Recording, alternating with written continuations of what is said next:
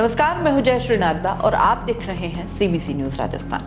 यूं तो हम लड़कियों को, छात्राओं को खूब आगे बढ़ने की बात करते हैं, खेलो इंडिया कह के खूब हौसला अफजाई भी कर देते हैं, लेकिन जहां बच्चे हिम्मत कर लेते हैं उनके साथ कुछ ऐसी अड़चनें भी हम डाल देते हैं कि वो मन महसूस कर रह जाए।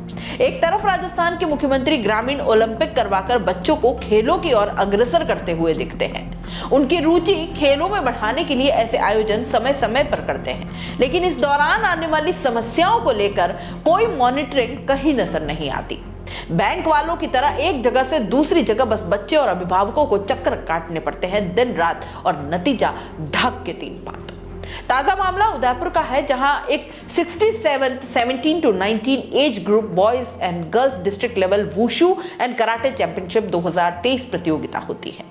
यहां तक सब कुछ ठीक है। यहां पर सेंट पॉल्स स्कूल की एक छात्रा, जिसका नाम प्रकृति व्यास है, 8th में वो पढ़ती है, ये भी भाग लेती है। 19 से 22 सितंबर ये मैच होता है। स्टेप बाय स्टेप स्कूल मेजबान होता है। 17 से 19 वर्ग में प्रकृति भी आती है, जहां उसका गोल्ड मेडल लगता है। 22 को मेडल सेरेमनी होती है। सब कुछ ठीक चल रहा है।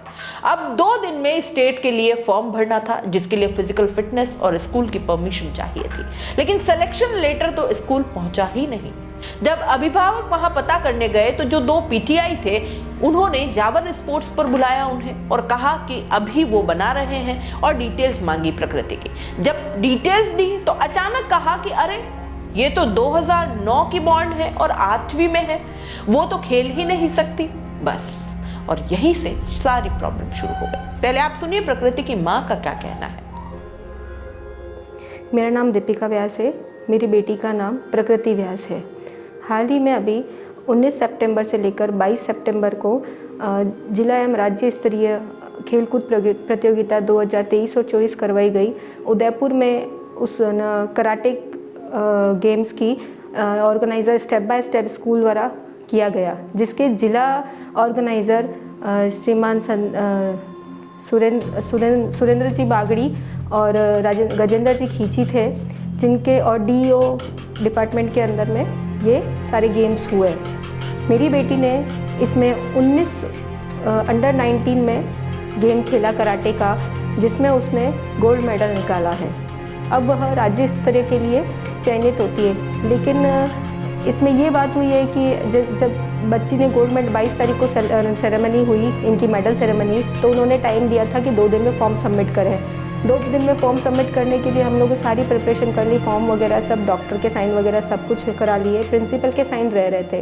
प्रिंसिपल से बात करी तो प्रिंसिपल ने बोला कि वहाँ से जिन ऑर्गेनाइज़र जो रहते हैं जिला ऑर्गेनाइज़र कराटे के, उन्होंने अभी तक कोई भी सिलेक्शन लेटर भेजा नहीं है कि बच्चे का राज्य स्तर के लिए, तो हम साइन नहीं करेंगे।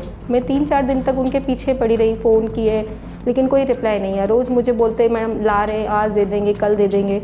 एक दिन मैं उनकी शॉप पे गई, जावर स्पोर्ट्स वहाँ पे, तो उन्होंने मुझे बैठा के डिटेल पूछी बच्चे की कि आपका बच्चा का डिटेल दो हमें। उनके पास ऑलरेडी थी, तब भी वो मुझे परेशान कर रहे थे।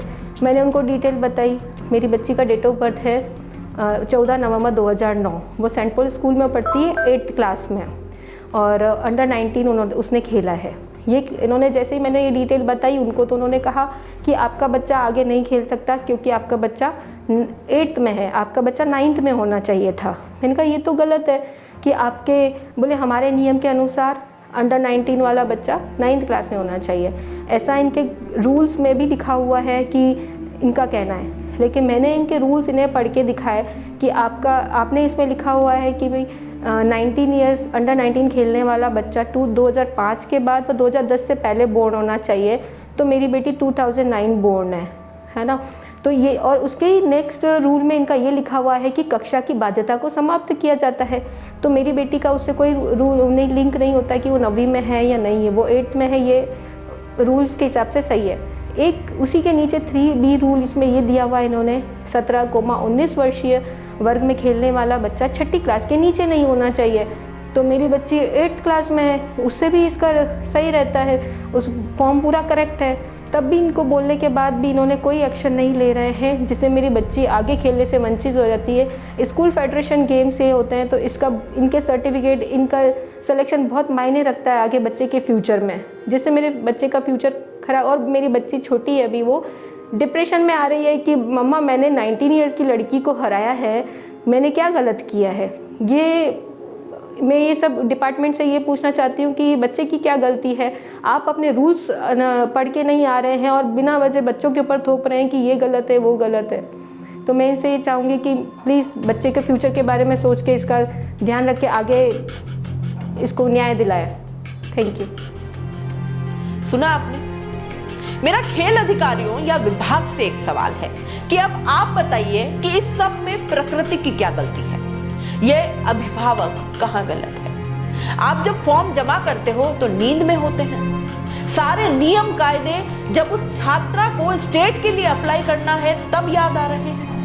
तब क्यों नहीं चेक किया जब उसने इस मैच के लिए अप्लाई किया था? अब वो खेल गई, मेडल भी जीत लाई, वो भी गोल्ड मेडल, अब रोक रहे हैं कि साहब नहीं खेल सकते। अभिभावक नियमों की भी दुहाई देते दिख रहे हैं, उसमें साफ साफ लिखे हैं सारे नियम। फिर क्या आयोजक उन नियमों को जानते नहीं या पढ़ते नहीं हैं? अब अगले स्तर पर जाने का जब मौका आया है तो आप उस बच्ची के सपने रौंद रहे हैं। आपकी किसी भी चूक या गलती का खामियाजा प्रकृति क्यों भुगते? इस बात का जवाब है आपके पास। अभिभावक इधर से उधर चक्कर काट रहे हैं, उन्हें कोई संतोषप्रद जवाब नहीं मिल रहा है। फिर कौन खेलेगा? करते रहिए आप खेलो इंडिया, जीतो इंडिया, बच्चे नहीं बढ़ पाएंगे खेलों की तरफ इस तरह से। शिक्षा विभाग और खेल मंत्री तक ये बात जानी ही चाहिए और उचित संज्ञान भी लेना चाहिए। प्रकृति को इंसाफ मिलना चाहिए।